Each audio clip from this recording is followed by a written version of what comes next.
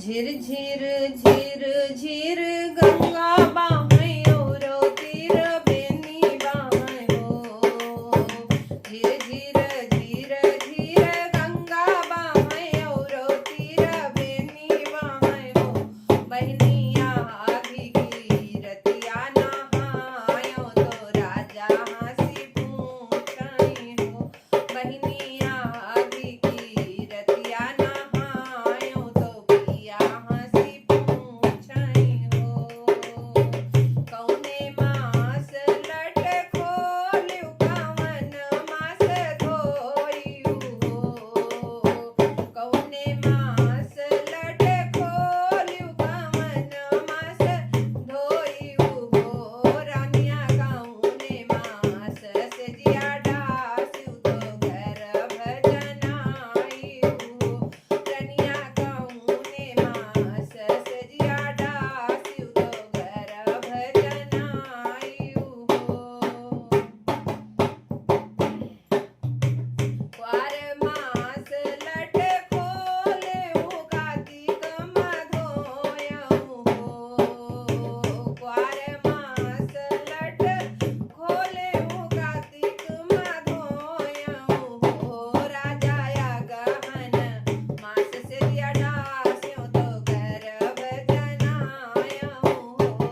राजा या गहन मास से दिया डास्यो तो घर भजनायऊ हो। तुही मोरी रानिया सी रानिया तुहिनी बड़ी सुंदरी हो। तुही मोरी रानिया से रानिया तुहिनी बड़ी सुंदरी हो। रनिया जमन भो जनवा के साध तो हमका बतावऊ हो। रनिया जमन भो जनवा के साध तो हमका बतावऊ हो।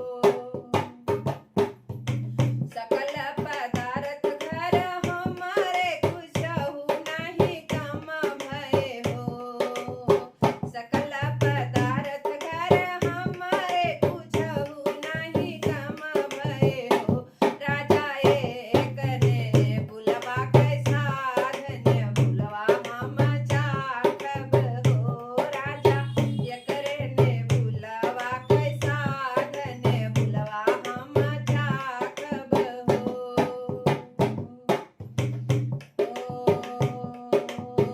नेबुला तो राजा फुलवरिया नेबुला कैसे पैबई हो। नेबुला तो राजा फुलवरिया नेबुला कैसे पैबई हो। रानी यारी यारी बैठे रखवार नेबुला कैसे दूरबई हो। रानी यारी यारी बैठे रखवार नेबुला कैसे दूरबई हो। बाएं हाथे डरिया झुकायो दहिने हाथे दूरे हो। बाएं हाथे डरिया झुकायो दहिने हाथे दूरे हो।